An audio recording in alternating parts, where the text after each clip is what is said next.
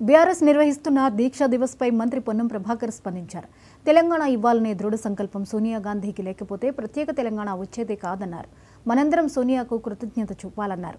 తెలంగాణ ఉద్యమ కాలంలో నిరాహార దీక్షను మధ్యలో వదిలిస్తే ఉస్మానియా విద్యార్థులు ఆ కాడిని భుజాలపై వేసుకుని ముందుకు నడిపించారని గుర్తు చేశారు. రాజకీయ విమర్శలు చేయడం కాదు, అన్ని పార్టీలు ఆత్మవిమర్శ చేసుకోవాలన్నారు. నేటి రాజకీయ పరిస్థితుల పట్ల బీజేపీ తెలంగాణ ప్రజలకు సమాధానం చెప్పాల్సి ఉందన్నారు.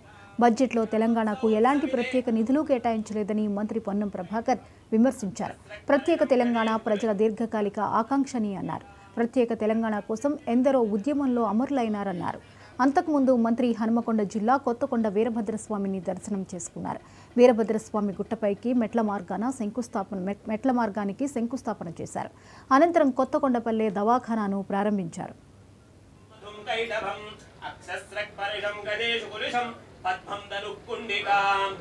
వర్షం, ప్రకృతి, వ్యవసాయం, పరిశ్రమ, వృత్తి అన్ని రకాల ఆర్థికపరమైన ఇబ్బందులు లేకుండా రాష్ట్ర ప్రజలకు అన్ని రకాల ప్రయోజనాలు కలగాలని, అందులో హుస్నాబాద్ ప్రాంతానికి అందరూ కూడా సుఖ సంతోషాలతో ఉండాలని ఆ భగవంతునికి అన్ని రకాల పూజలు ప్రార్థనలు చేసినాం.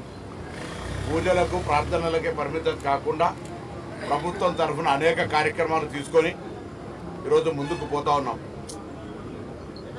2 లక్షల రూపాయల రుణమాఫీకి సంబంధించి కూడా ఏదైతే ఒక ఫ్యామిలీ గ్రూపింగ్ ఉందో ఆ గ్రూపింగ్ చేసినటువంటి 4 లక్షల మందికి కూడా రేపు 30వ తారీఖు నుంచి 2 లక్షల రూపాయల రుణమాఫీ జరుగుతూ ఉంది. 2 లక్షల పై వాళ్ళకు షెడ్యూల్ ఇచ్చి తొందరలోనే దాన్ని కూడా తీసుకోవడం జరుగుతుంది.